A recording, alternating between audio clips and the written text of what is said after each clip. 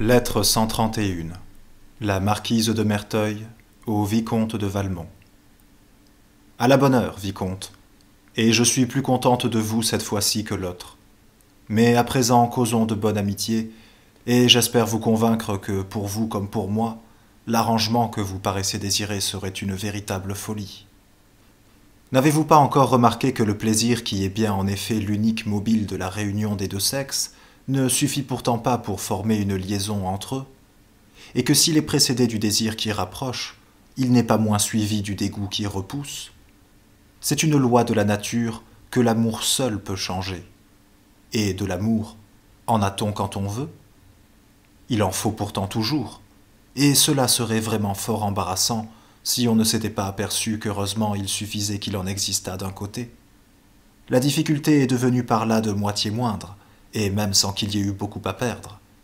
En effet, l'un jouit du bonheur d'aimer, l'autre celui de plaire. Un peu moins vif à la vérité, mais auquel se joint le plaisir de tromper, ce qui fait équilibre, et tout s'arrange. Mais dites-moi, vicomte, qui de nous deux se chargera de tromper l'autre? Vous savez l'histoire de ces deux fripons qui se reconnurent en jouant. Nous ne nous ferons rien, se dirent-ils, payons les cartes par moitié. Et ils quittèrent la partie. Suivons, croyez-moi, ce prudent exemple, et ne perdons pas ensemble un temps que nous pouvons si bien employer ailleurs. Pour vous prouver qu'ici votre intérêt me décide autant que le mien, et que je n'agis ni par humeur, ni par caprice, je ne vous refuse pas le prix convenu entre nous.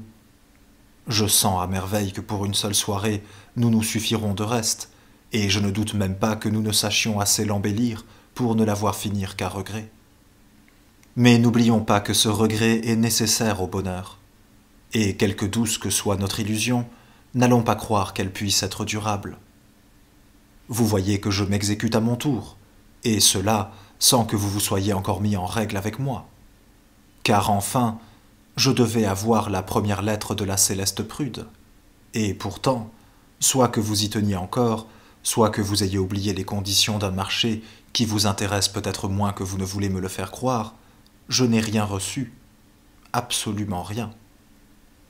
Cependant, ou je me trompe, ou la tendre dévote doit beaucoup écrire, car que ferait-elle quand elle est seule?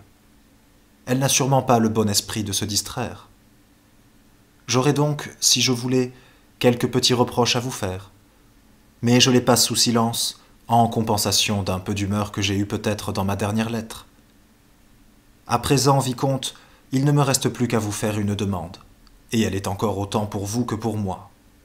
C'est de différer un moment que je désire peut-être autant que vous, mais dont il me semble que l'époque doit être retardée jusqu'à mon retour à la ville.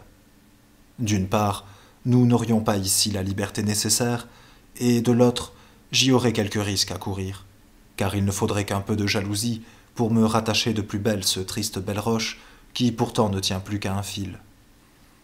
Il en est déjà à se battre les flancs pour m'aimer.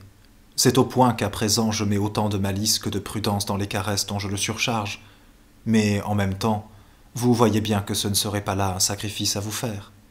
Une infidélité réciproque rendra le charme bien plus puissant.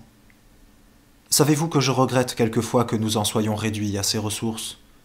Dans le temps où nous nous aimions, car je crois que c'était de l'amour, j'étais heureuse. Et vous, vicomte?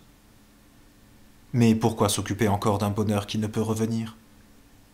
Non, quoi que vous en disiez, c'est un retour impossible. D'accord, j'exigerai des sacrifices que sûrement vous ne pourriez ou ne voudriez pas me faire, et qu'il se peut bien que je ne mérite pas.